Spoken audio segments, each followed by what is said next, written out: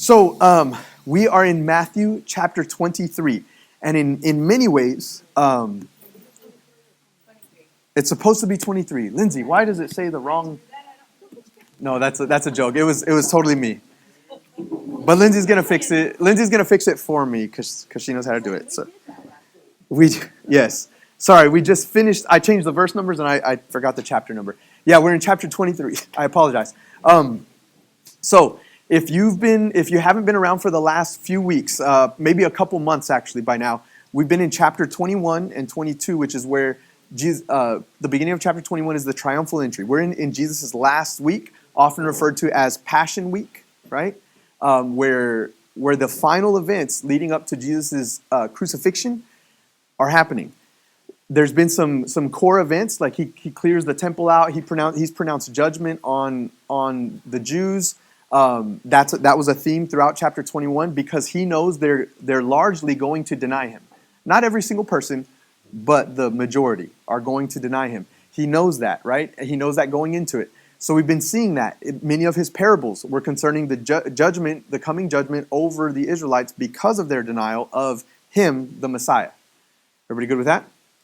Last week we got a bunch of interactions where they are trying to, they're questioning Jesus, but not to learn from him. They're trying to back him into a corner and make him look bad.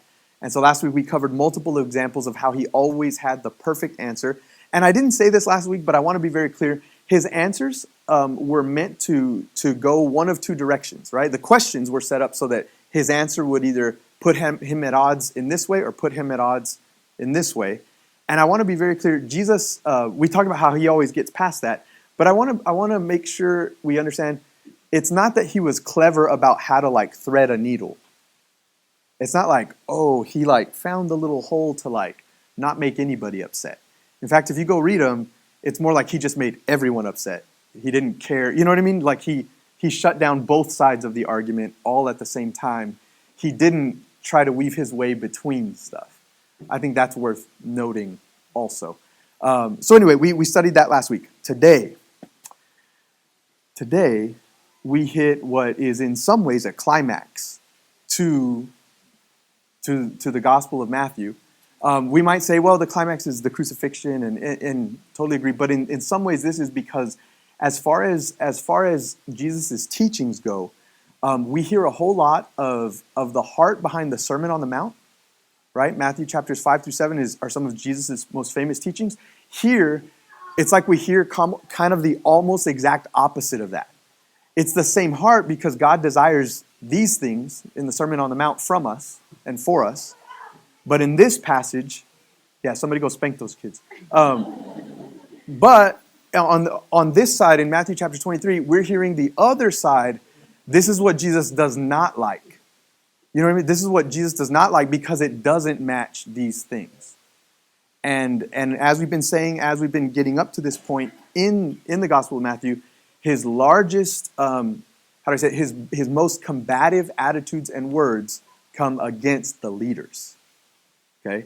And I don't think it was chance that this very morning I was in another passage in the Bible that we're going to probably go read if we have a chance to, because this is not a new thing that Jesus is saying for the first time. It's actually, these principles and ideas are in the Old Testament too.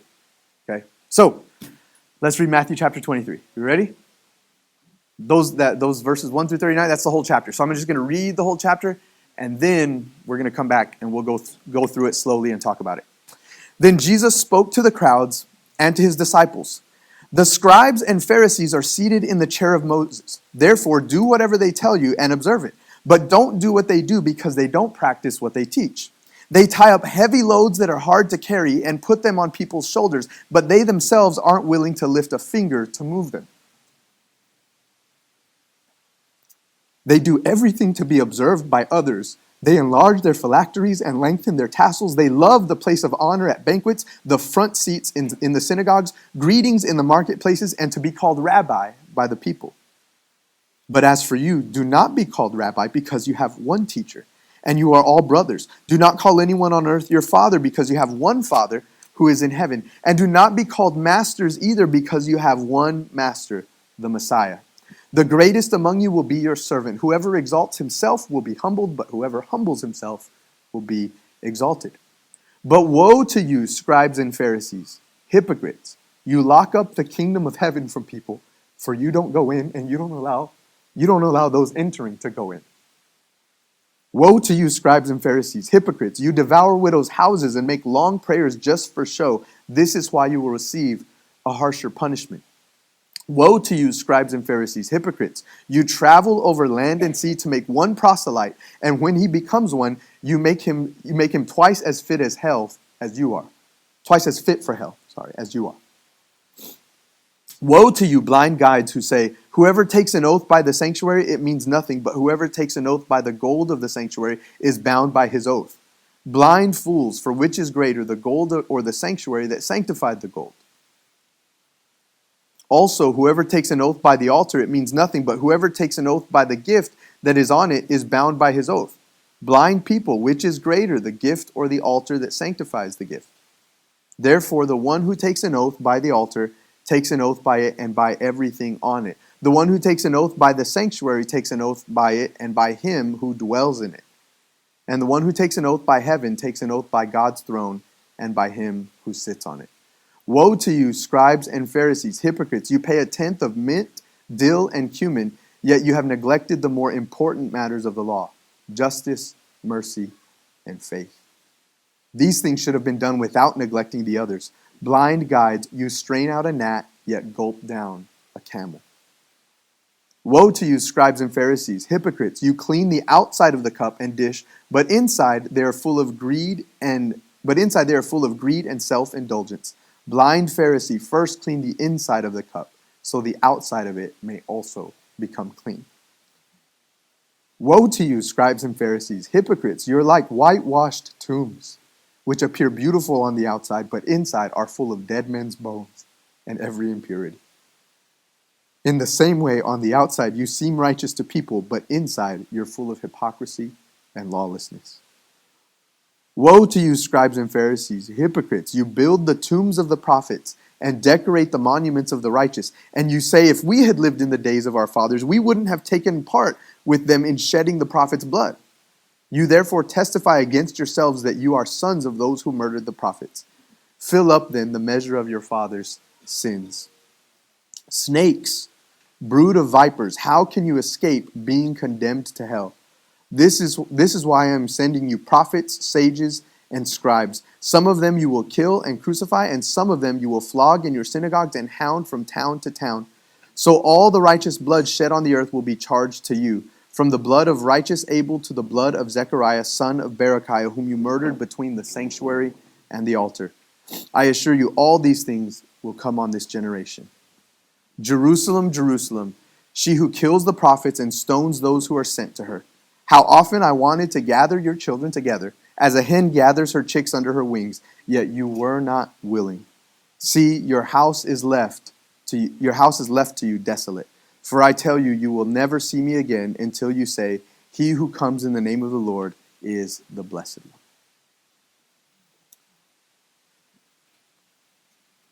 The next thing that happens in chapter 24 is it says he left and he's leaving the temple complex. So that's the end of this discourse. Okay. Before we start going through slowly, initial thoughts.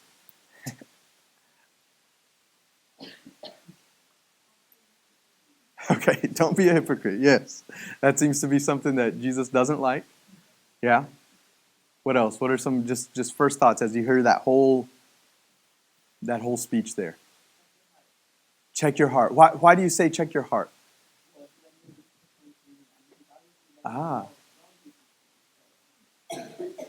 This is a great question. Do any of these things pertain to me? Right? That's a great question to ask. Somebody who was just a while back, we were talking about how we study the Bible, and I think it's okay if we kind of have some different routines and different patterns to how we do things. One of the things that I do whenever I'm reading the Bible, just in my personal reading time, it's very simple. It's not as nerdy as probably a lot of people might assume. I am kind of a Bible nerd, but during my personal reading time, I'm not doing like research. I'm not like bouncing around and studying all the cross references, and I'm just reading the passage that I'm in, and I'm kind of very simply paying attention to kind of that question: what here somehow connects to my life, and so as I'm reading, a very common thing is I just pray. I read something that somebody did that was very clearly wrong. God says it's wrong. I just read it. I say, Lord, help me not be like that. And then I read further, and other times I'm reading about somebody who did something that was honorable and righteous in the Lord's eyes. I say, Lord, I want to be that kind of man. And I read this, and Lord, let that never happen to me. And it's very simple, but I do think that's a beneficial thing to do. So that's a great question. Do any of these apply to me? And I would say they all apply in terms of we should be on guard about all of them. But I think what you mean is, am I guilty of any of these things right now? Are there any things in my heart that need to change? So check my heart. Okay, what else? Any other just simple takeaways before we start going through and really studying it?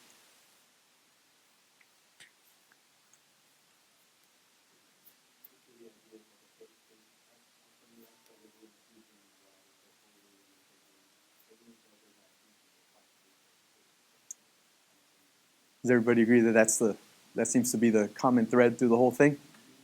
Yeah, the fake. I like that way of thinking. A fake faith. Everybody sees them as holy. Jesus is very clearly saying they're not. Go ahead.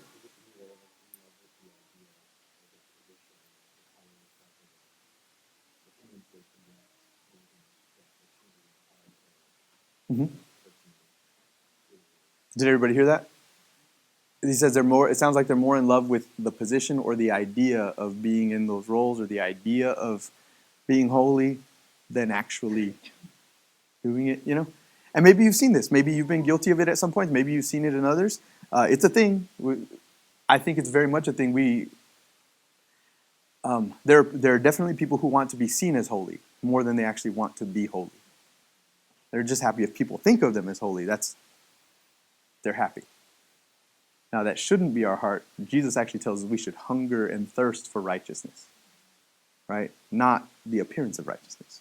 Anyway, again, there's a lot of ties to Sermon on the Mount mentalities. Okay, we ready to start going through piece by piece? This might take us more than today, but it's all one chunk, so I wanted to read it all. Okay, let's go back to the beginning. Jesus spoke to the crowds and his disciples. The scribes and the Pharisees are seated in the chair of Moses. Let's just pause right there. What does that mean? That the scribes and Pharisees are seated in the chair of Moses.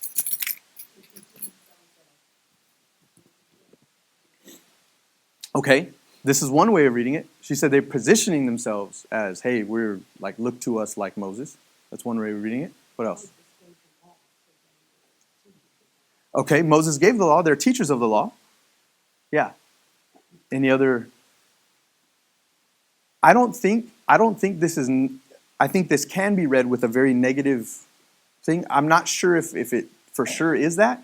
He might just be acknowledging, literally, they're the leaders right now. And in that sense, they're kind of like Moses leading, right, in the Old Testament. So he might just say, hey, they're the leaders. But then he tells them, then he gives some instruction. Okay, so I don't know. Back to what I said, I don't know if it's meant that way. Like, oh, look at us like Moses. I don't know if it's meant that way. It might be, but it also just might be, hey, they're the leaders of the day. They're the ones who everybody looks to. Okay, so it might just be Jesus acknowledging that that's just kind of how things are. It's just a reality at the time. But he said his instruction in verse 3 is, therefore, do what they tell you. So personally, I don't go so much they're positioning themselves. I think Jesus is acknowledging they're in these leader roles. So do what they tell you. But there's a but. What does he say? But don't do what they do. And why?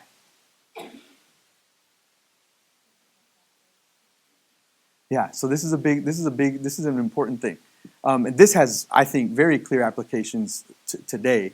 There are some people like, okay, no, I'll come back to that. I'm getting ahead of myself. Here's the idea, though. They don't actually do what they say. But what they say, we seem to be being told that, like, what they're saying the right things. So do what they're saying to do. Does that make sense? So they're saying the right stuff. That's important. and we're going to see that theme come up later, but they seem to be correct on some level. So these don't seem to be, at least in my understanding, don't seem to be people that are like telling people to do all the wrong stuff. Okay? These aren't the kinds of, these don't seem to be the kind of people, like if you put it in modern day context, these aren't like the pastors telling people that sin is not sin. You know what I mean? Like, it's fine, yeah, have your homosexual relationships, have your blah, blah, blah. You know what I mean? Like, it's not that. They seem to be saying the right stuff. But he says, don't do what they do. They don't actually practice what they teach. And then let's talk about this illustration here. Let's see if we understand it. It says, they tie up heavy loads that are hard to carry and put them on people's shoulders, but they themselves aren't willing to lift a finger to move them. What does that mean? What does it mean they tie up heavy loads? Brother? This is a repeat. Maybe that's something I said 3 or 4 years ago. We were attending this. Is it okay to apply this Bible to people in the valley? Sure. Okay. So we're attending this large church in the valley. Mm-hmm. And somebody there asked for the sermon was out of James 5 about anybody sick, call on the elders. And so that happened at the end of the service, right? Somebody was really super sick. And the pastor introduced himself. Well, I'm the only elder here, so I'm the one that's going to pray for you. And he got out some oil and all this stuff because they asked him to use anointing oil. And then, right before he prayed for them, he said, well, this is way above my pay grade. In other words, he wasn't a real pastor. He wasn't healing sick people. He wasn't casting out demons. He wasn't doing anything Jesus said to do. But he got his salary, he got his pension, and he got his parchment. You see? So what he was saying was he preached from James 5, that sermon. For those that don't know, that's the passage that talks about if anyone's sick, call to the elders. They'll anoint you with oil, pray for you. He proclaimed himself the only elder in the whole room. Yeah. Which is almost unbelievable in one of the largest churches in the valley. And then he, under his breath, I happened to be up there in the little prayer deal. Probably 30 people praying for this person. And he said, but this is above my pay grade. So he has this pay grade that, gives him his parsonage and his salary and his pension, but they don't pay him enough to heal people, like Jesus commanded us to do. Right. So there was a disconnect between what the Word says and what he believed was his responsibility as a leader of the church. Yeah. He was binding heavy burdens on the people, but he wasn't doing anything to set anybody free. Yeah. In that context, what would be the burden on the people? Like what? The people is he's teaching James 5. Okay. His sermon, Gotcha. Yeah. And then at the end, a lot of people left. Okay, we got multiple services. You can't all stay around forever.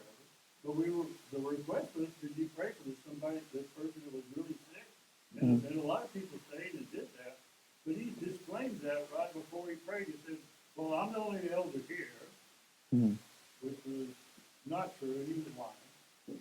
He was a hireling. He wasn't an elder. And he proclaimed that this is above my pay grade. So in other words, we're not expecting this person to get healed. I'm just doing it because the Bible said it. I just taught that sermon, but I don't believe it. Yeah. That's a very sad and like a direct